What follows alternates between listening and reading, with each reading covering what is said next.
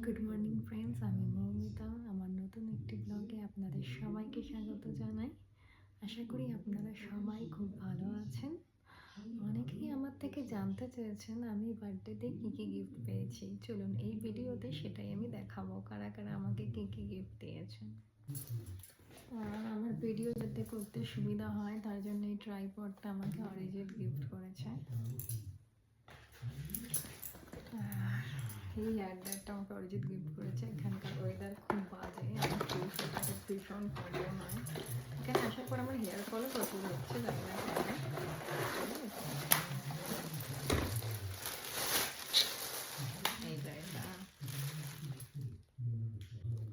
আমি যেহেতু কফি খেতে খুব ভালোবাসি তাই এই হ্যান্ড ফেদারটা আমাকে অরিজিৎ গিফট করেছে, কারণ আমি কফি খেতে খুব ভালোবাসি। আর এখানে এখন এমনিই ঠান্ডা,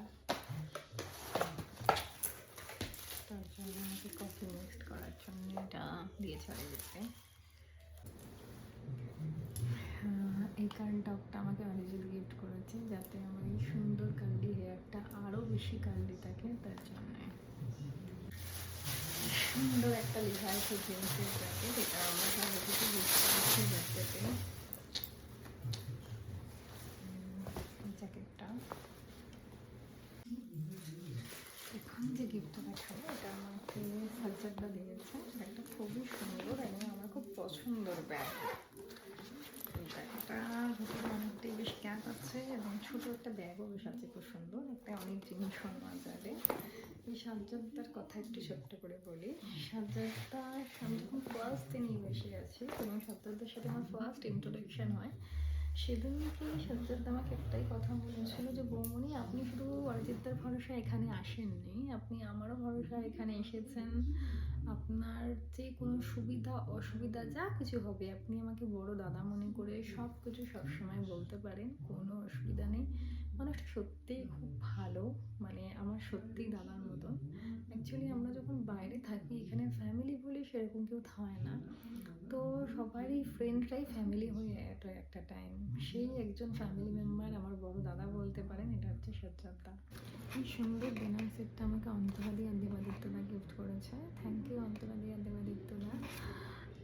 অন্তরাদিকে আমি থ্যাংক ইউ বলতে চাই না, তার একটাই কারণ আমার বার্থডেটা আরও বেশি স্পেশাল করে তুলেছে অন্তরাদি। সেটা কেন বলবো, তার আগে চলুন এই ডিনার সেটটা একবার দেখে নিই।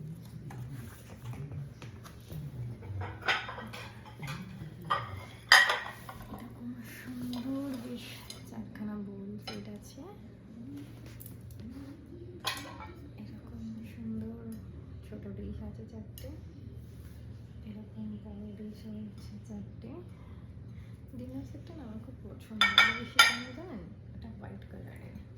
আর এখানে জানেন আমাদের ইন্ডিয়ার মতন এখানে ছোট বোল দেয় না, এখানে এরকম বড় বোলই দেয়। আমাদের ইন্ডিয়াতে যেরকম ছোট বড় মেশানো থাকে, বাট না, এখানে এরকম অনেকটাই বড় বড় বেশ বোল দেওয়া থাকে। এরকম চারটে চারটে করে টোটালি সেই ডিনার সেট, এটা আমার খুবই পছন্দের। অ্যাকচুয়ালি আমার হাজব্যান্ড না থাকলে সত্যি হয়তো আমার বার্থডেটা এত ভালো করে হয়তো এখানে সেলিব্রেশন করা যেত না, যেটা আমার বাড়িতে করা হতো।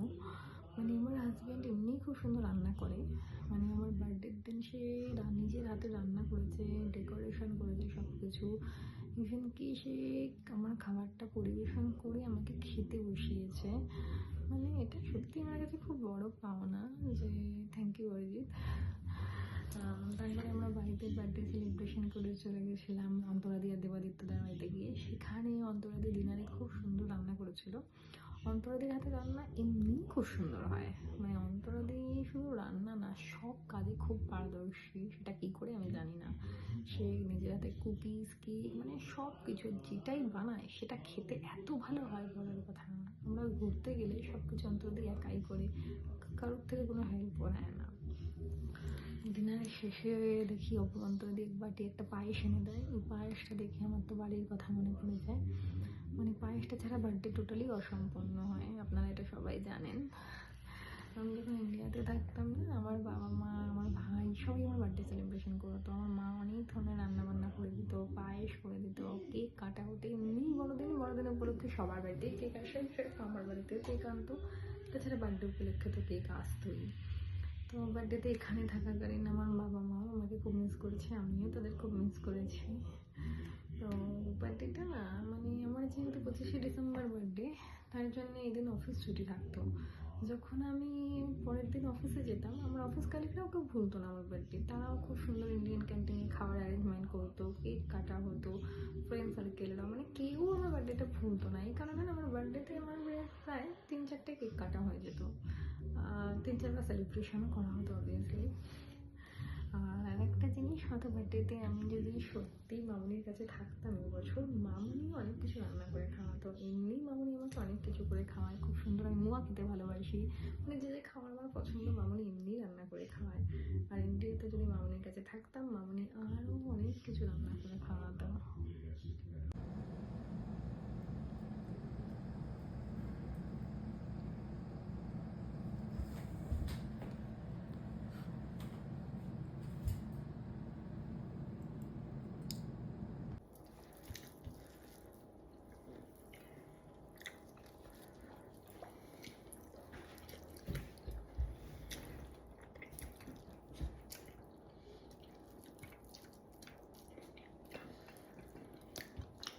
Yum.